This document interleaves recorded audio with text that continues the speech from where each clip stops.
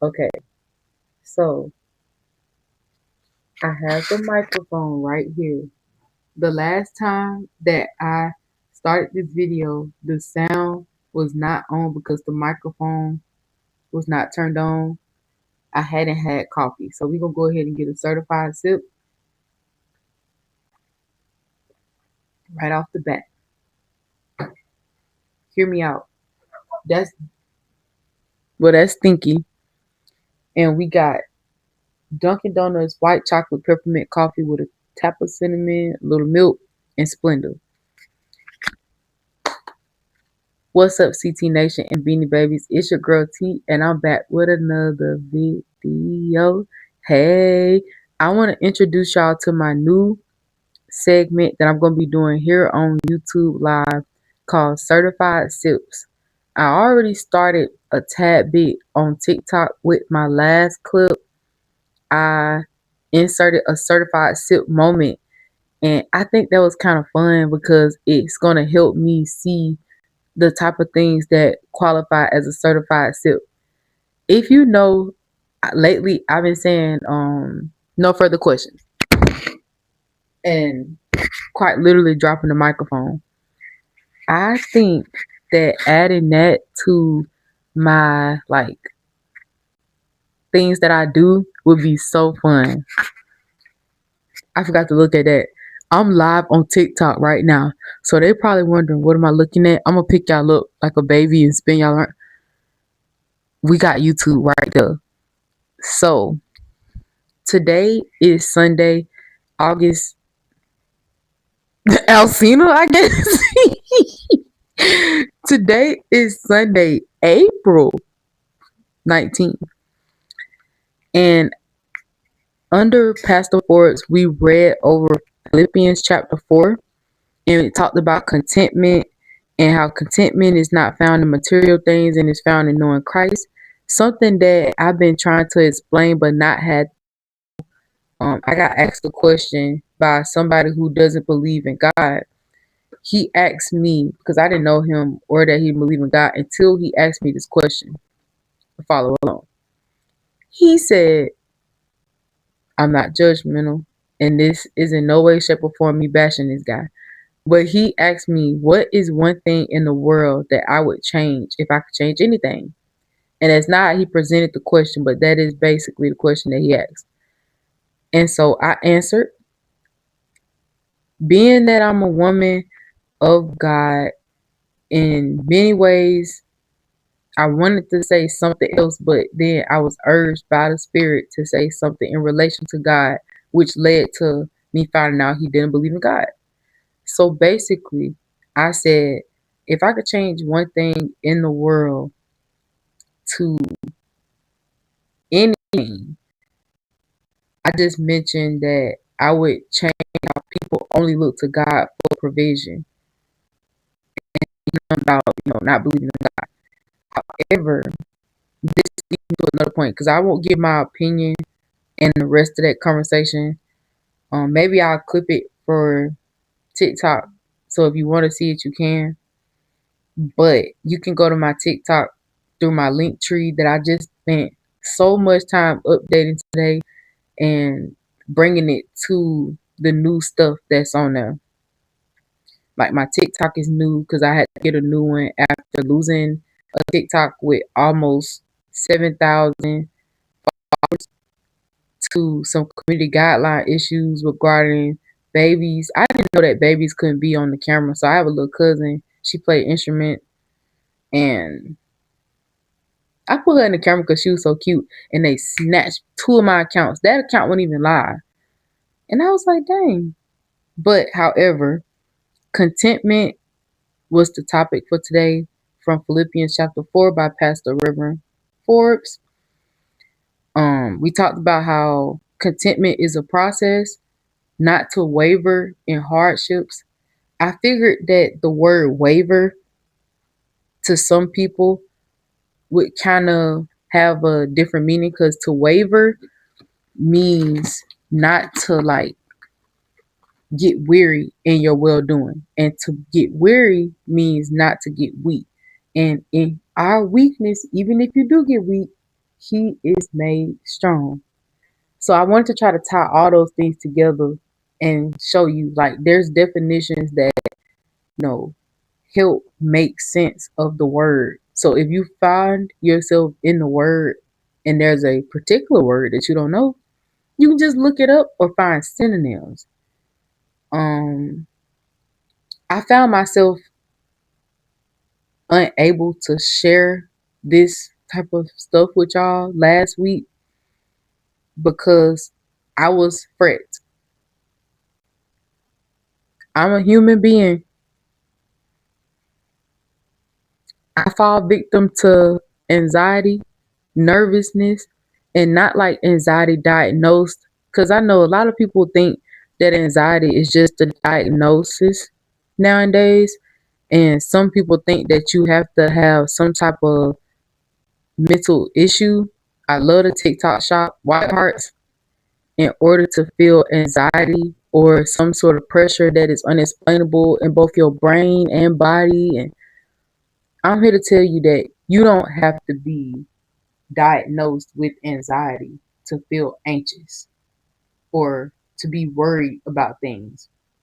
But according to somewhere, instead of being anxious, you're supposed to move and do things with prayer and supplication. I wanted to answer all battles tonight, and I think I am going to answer this one. I'm going to decline this one and answer this one. Hold on. Let's see. Because I know RJ. Not saying that this is going to be anything close to what we talking about. Some of these battles, y'all know TikTok, and if not, you're going to find out. But if they don't answer, then that's okay too. I'm going to take a bite. So it's time for a certified sip. No further questions.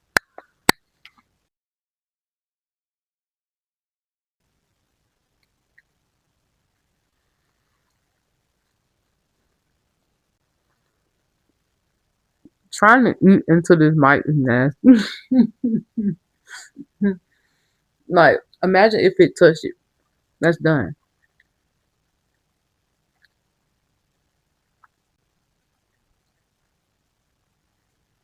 Oh, it's the mini donuts. It's good turtle food.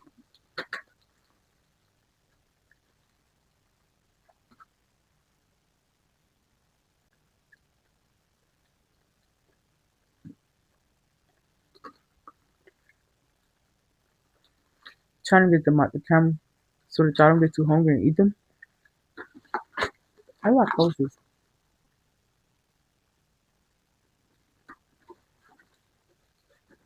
Got these boys just in time, my boy. Tomorrow to cook. First half. That's why I got to go ahead and like eat them all. No further questions.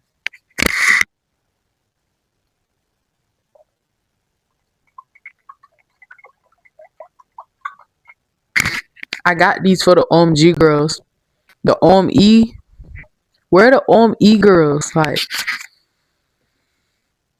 I started this group called the OME girls with a girl named Kaylee. And I can't remember the other girl name. But she didn't even pick her wig. And I'm joking. Kaylee is like very, very young. But I think it'll be fun to have her name to say this. She was really cool. And like, yeah. We were watching this reborn baby video. And the lady was like, she just said, I'm just here chilling with baby Kaylee. And I thought that was so funny, bro. As a youth pastor, past youth pastor, re-explain everything This feel like that moment in Scooby Doo when they snatched the mask off. Huh?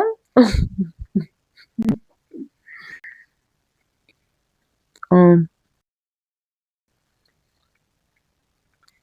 Today in church, we looked over Philippians chapter 4.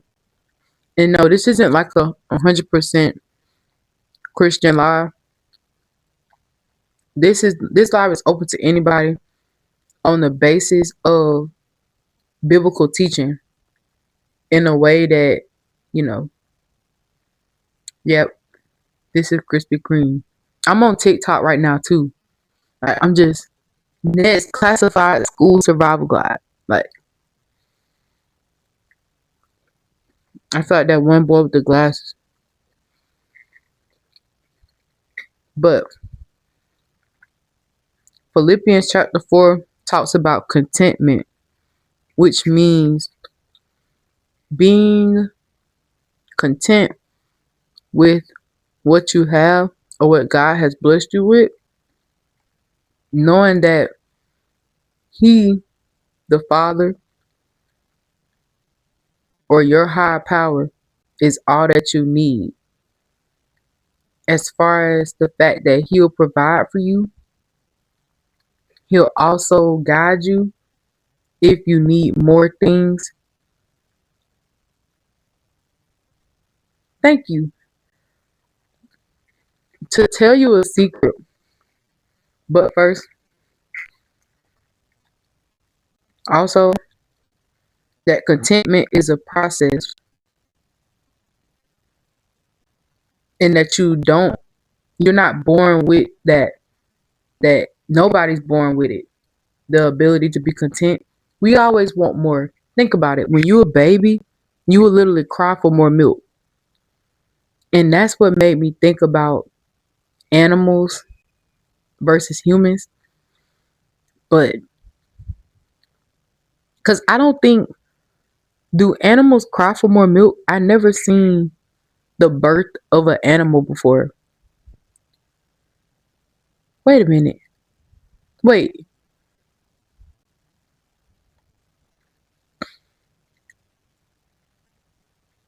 Am I doing a phantom battle right now? Wait a minute. This thing says that I'm battling, but I'm not battling anybody. The enemy. All right, chill, chill. Chill, chill, chill, chill, chill, chill, chill. Wait, on y'all, what's going on? Confusion. Diesel. Diesel. Who we battling for the next 2 minutes? Cause I'm losing. Who are we? Wait. So I'm losing the battle against nothing. Did you see that though? Was it on your side or just my side? Please, like, we have got to get to the bottom of this. But the reason I did my hair like this is because I'm pretending I'm in Japan. No further questions.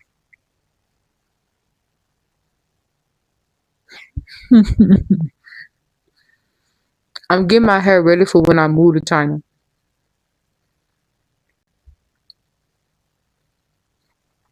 This how it's just gonna be. No chopsticks.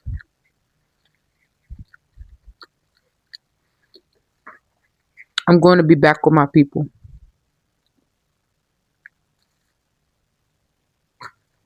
I'm over it.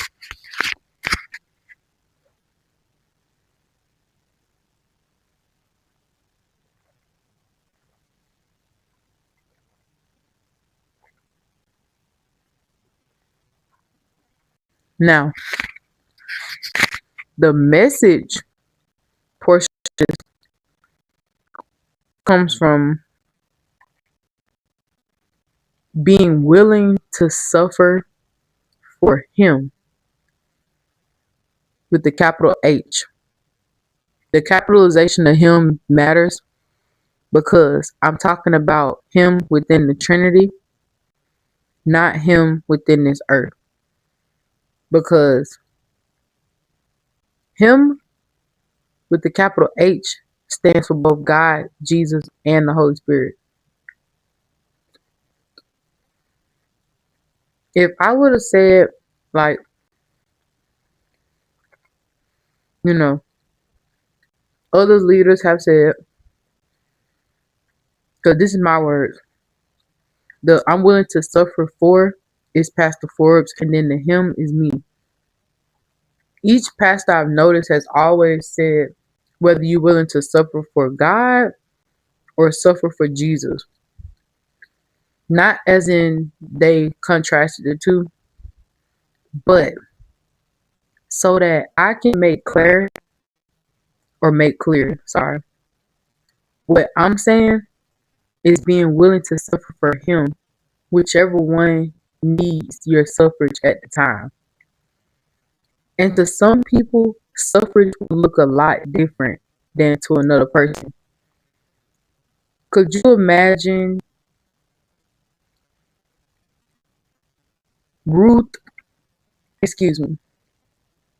Esther, because I was going to say Esther.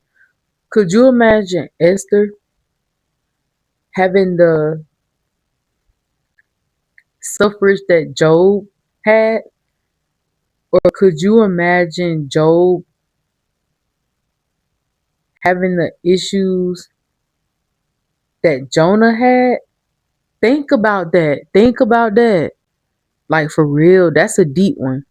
Imagine if Job had a Jonah mindset. Like, imagine if Jonah and Job were friends, and Jonah, which was the guy who ran away from God's word, turned his back on what God told him to do. If he and Job would have been friends and they would have tried to be the same way, like if they would have just, oh yeah, that's my friend, I'm gonna do what he doing, Job would probably have not survived his walk of life, because Job had a different walk of life. He suffered to a point of sickness, desolation, lack, and everything. Whereas Jonah kind of had it made in the shade, quite literally. I am not lying to you. It is in the word that was only taken after it was no longer needed anymore. Have you ever seen two people's lives so parallel, yet the Lord provided for them in two different ways that help support what they had going on? You'll be like, dang, I'm Job. Everybody wanna, whenever something get hard, they go, I'm Job. Meanwhile, you Jonah. You be like, then God hit you with that chin check.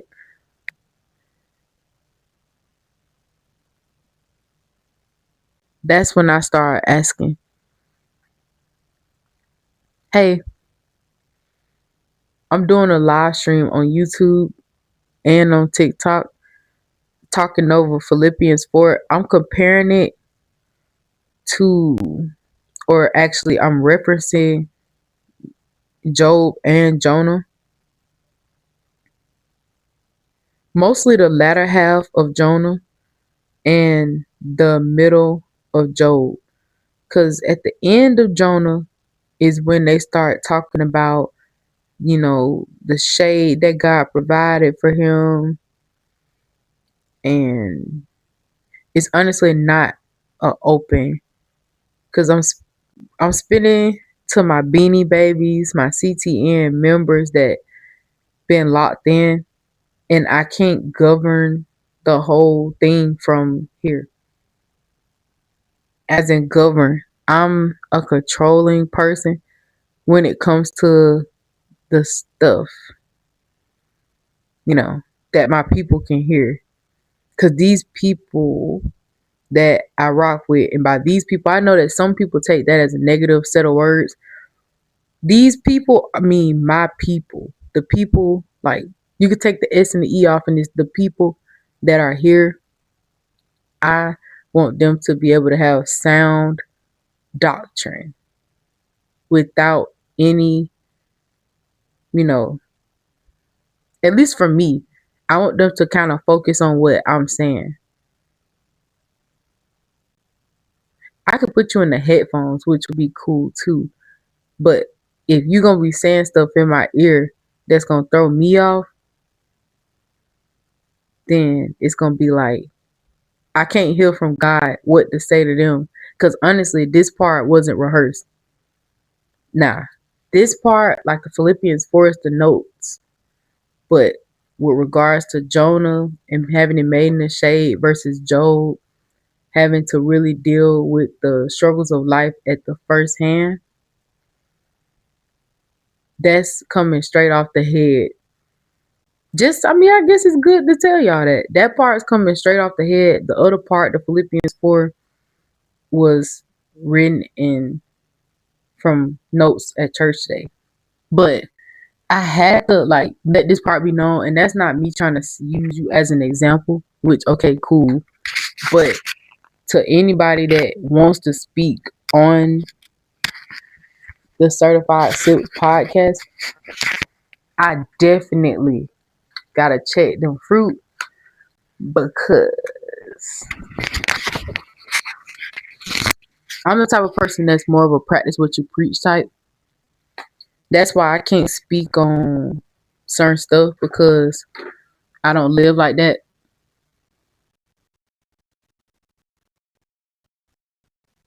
Like I wouldn't be able to speak on,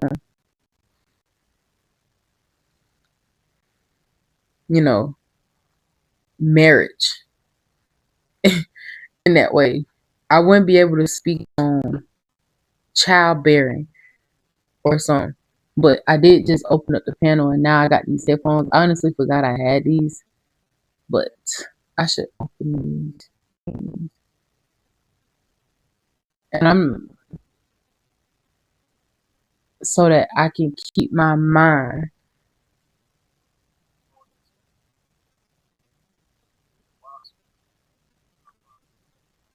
Oh shoot.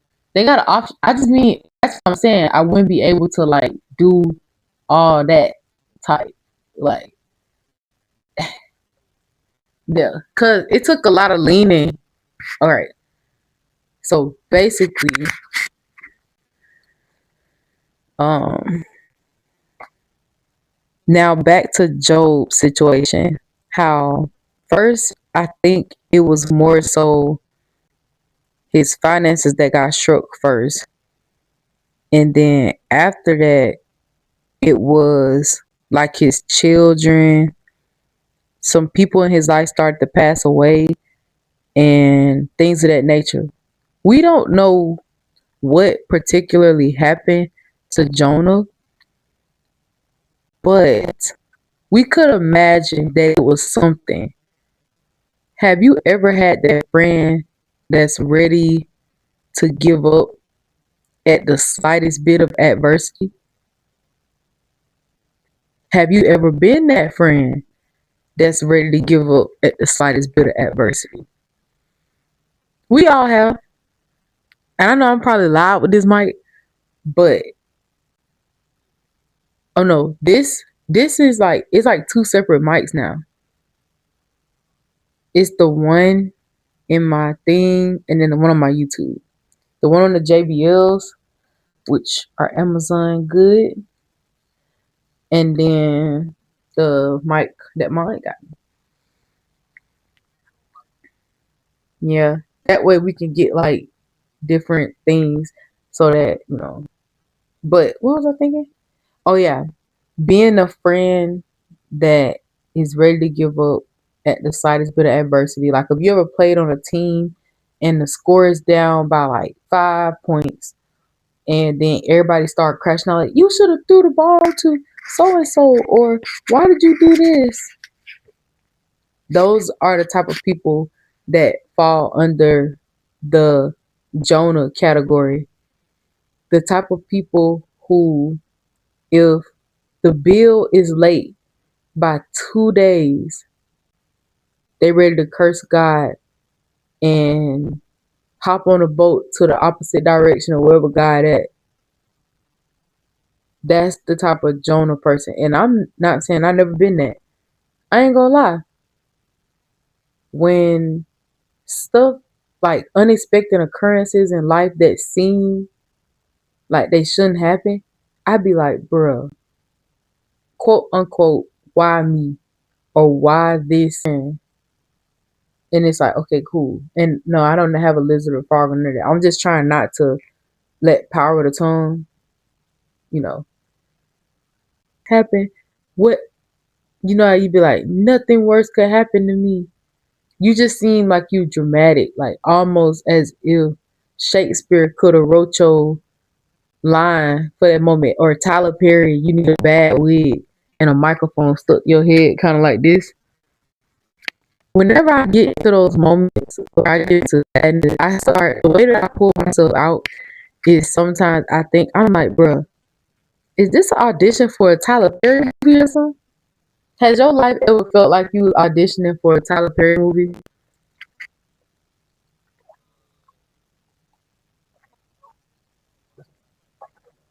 Same. I don't watch his movies, but you know the basis of his movies. And I really want to ask you, this kind of for like the viewers on the back end, but you hear, so you feel me. But at the end of the day, life sometimes feels like you auditioning for a Lifetime movie. It'll be like, I don't know, just some wild stuff be happening, bro. Trust. And this is the moment. This is the one I've been saving for this moment when I finally got to that point.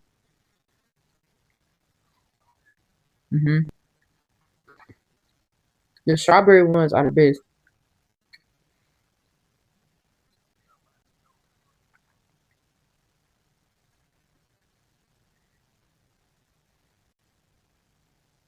No, we still talking about this. I just wanted to segue smoothly into that donut bite and let them know that that's my favorite.